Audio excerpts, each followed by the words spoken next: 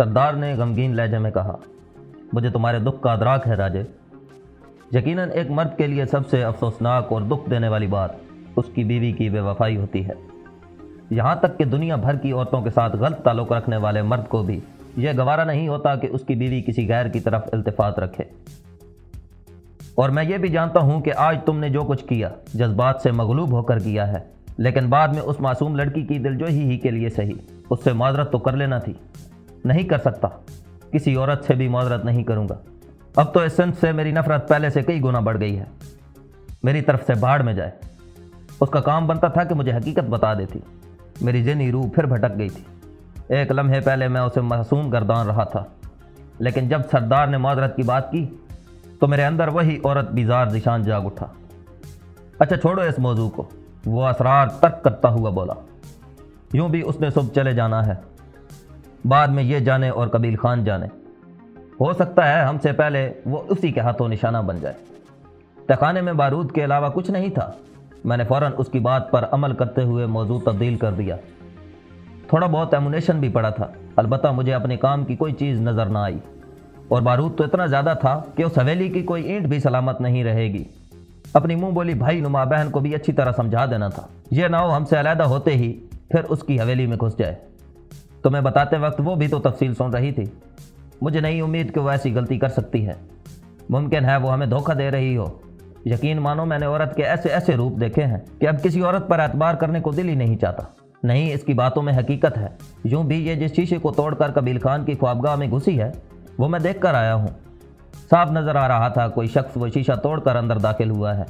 उसके साथ ये भी तो देखो कि बकौल तुम्हारे जब उसका और तुम्हारा सामना हुआ उस वक्त तुम दोनों एक दूसरे के वजूद से बेखबर थे, तो ऐसी हालत में उसे अपने हाथों में कलाशनकोफ लेकर घूमने की क्या ज़रूरत थी।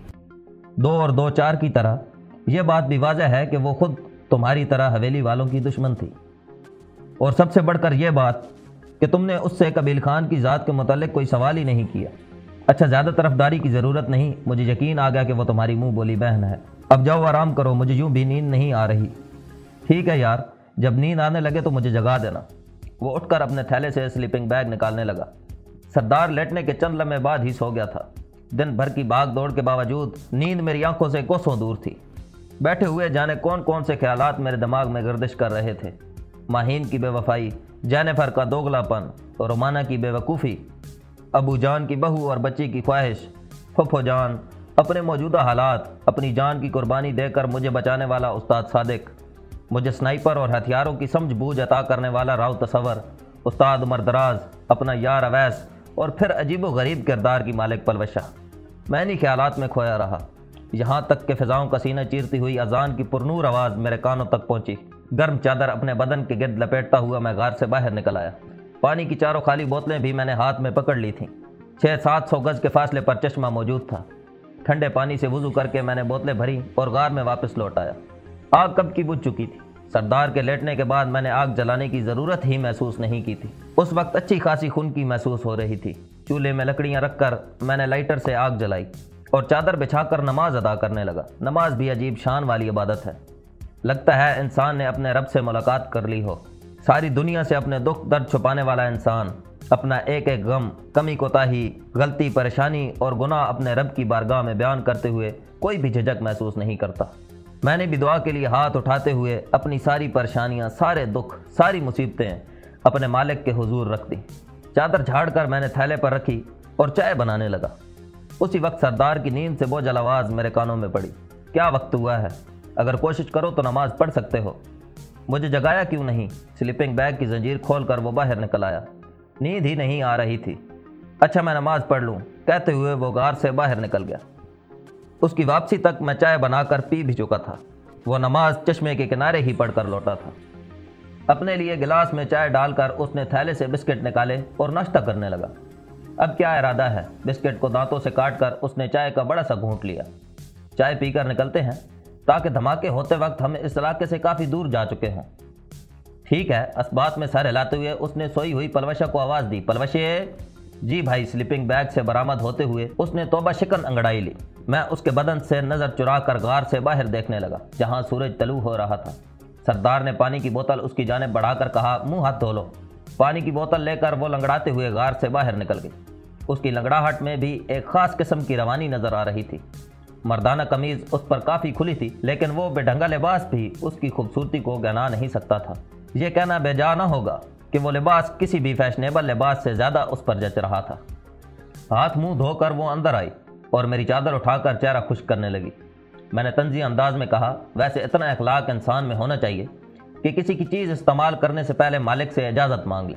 ہاں، یہ ہے نا ریشم و کم خواب کی چادر کہ یوں بھپتیاں کس رہے ہو، اور بالفرض میں نے یہ گندی چادر استعمال کر بھی لی تھی تو تمہیں ہی اخلاق کا مظاہرہ کر لینا چاہیے تھا۔ یہ کہتے ہوئے وہ سردار کو مخاطب ہوئی، سردار بھائی، اگر پانی کی اور بوتل موجود ہے تو میں دوبارہ ہاتھ منہ دھونا چاہوں گی۔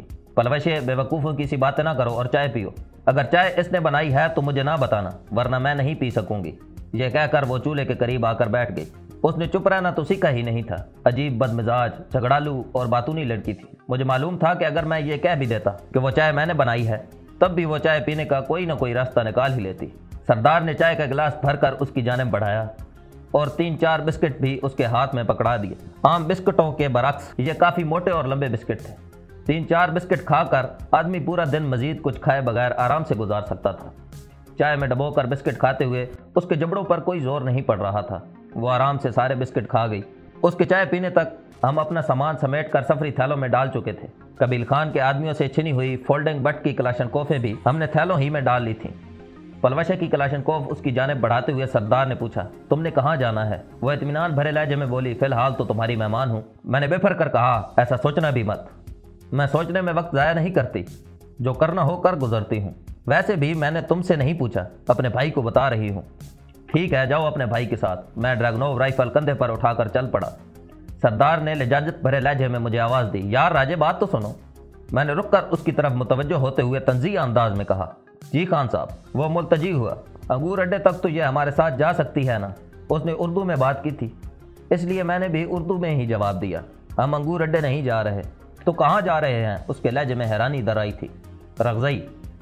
سردار نے کہا، تو وہاں تک چلی جائے گی؟ میں نے پوچھا، اس کے بعد کیا ہوگا؟ وہاں سے اس کی مرضی، جہاں جانا چاہے۔ تم کسی مستند ڈاکٹر سے میرا علاج کراؤ گے، مجھے نیا لباس خرید کر دو گے، اس کے بعد شاید میں تمہاری جان چھوڑ دوں۔ اس کی بات سے مجھے اندازہ ہوا کہ وہ اردو زبان زیادہ نہیں تو تھوڑا بہت جانتی ہے۔ میں نے کڑے تیوروں سے اسے گھورا، لیکن اس نے نظریں چرانے کی کوشش نہیں کی تھی۔ بہت ہی نڈر، بے باک اور بے پروایانہ انداز کی مالک تھی۔ اس کے چہرے کے تاثرات کو دیکھ کر بالکل بھی یہ اندازہ نہیں ہوتا تھا کہ وہ 17-18 سال کی دوشیزہ ہے۔ اس کے برعکس وہ پر اعتماد اور حوصلہ مند مرد لگتی۔ یقیناً کم عمری ہی میں اس نے حالات کا مقابلہ کرنا سیکھ لیا تھا۔ میں اس کی بات کا جواب دیے بغیر چل پڑا۔ ایک مشورہ تھا سردار بھائی۔ غار سے نکلتے ہوئے وہ سردار کو مخاطب ہوئی۔ اس کی آواز بہرحال اتنی اونچی ضرور تھی کہ میرے کانوں تک پہنچ گئی۔ سردار نے کہا، بولو۔ یہاں سے رغزئی کا فاصلہ قریباً 20-22 کلومیٹر ہوگا اور تمام رستہ پہاڑی ہے۔ شاید شام کی اذان ہمیں رستے میں ہی ہو جائے۔ اس کے برعکس انگور اڈے کا فاصلہ 5-6 کلومیٹر سے زیادہ نہیں ہوگا اور وہاں سے رغزئی کے لیے ویگن بھی مل جائے گی۔ اس کا مشورہ رد کرنے کے قابل نہیں تھا۔ یوں بھی وہاں سے رغزئی جانے کا ارادہ میں نے اس لیے کیا تھا کہ میری نظر میں انگور اڈے کے مقابل رغزئی نزدیک تھا۔ انگور اڈا 5-6 کلومیٹر کے فاصلے پر کیسے ہو سکتا ہے، جبکہ آتے وقت ہمیں 13-14 کلومیٹر کا فاصلہ طے کرنا پڑا تھا۔ پلوشہ کے بجائے میں سردار کو مخاطب ہوا۔ پلوشہ سے بات کرتے ہوئے مجھے جھجک محسوس ہو رہی تھی۔ وہ جواب دینے کے بجائے پلوشہ کی جانب دیکھنے لگا۔ تم لوگ کھڑکلے والی سڑک پر چل کر آئے ہو، وہ گاڑی کا رستہ ہے، ورنہ پیدل جانے کے لیے 5-6 کلومیٹر سے زیادہ فاصلہ نہیں ہوگا۔ کس طرف جانا ہوگا؟ اس مرتبہ بھی میں سردار ہی کو مخاطب ہوا۔ وہ سردار کے پوچھنے کا انتظار کیے بغیر گھوڑے کی ذہن نما ایک پہاڑی کی جانب اشارہ کرتے ہوئے بولی، ہمیں اس پہاڑی کے دائیں کنارے کی سیدھ لینا ہوگی۔ میں کوئی تبصرہ کیے بغیر مطلوبہ جانب مڑ گیا۔ وہاں تک ہمیں پون گھنٹہ لگ گیا تھا۔ پہاڑی کے قریب پہنچتے ہی اس نے کہا، پہاڑی کی دائیں ڈھلان پر ہو کر آگے بڑھتے جاؤ، پہاڑی کے اوپر چڑھنے کی ضرورت نہیں ہے۔ وہ ڈھلان عبور کر کے ہم ایک نالے میں اتر گئے۔ 20-25 منٹ اس نالے میں چلنے کے بعد وہ نالا انگریزی کے حروف وائی کی طرح 2 شاخوں میں بٹ گیا تھا۔ بائیں جانب نالے کے سنگم پر مجھے رکتے دیکھ کر اس نے بآواز بلند پکارا۔ اس وقت سردار میرے ساتھ چل رہا تھا۔ وہ ہم سے چند قدم پیچھے چلتے ہوئے شاید کچھ گنگنا بھی رہی تھی۔ ہم جو ہی بائیں جانب مڑے، اس نے دوبارہ آواز دی، سردار بھائی۔ سردار کے ساتھ بے اختیار میں بھی مڑ کر اس کی جانب دیکھنے لگا۔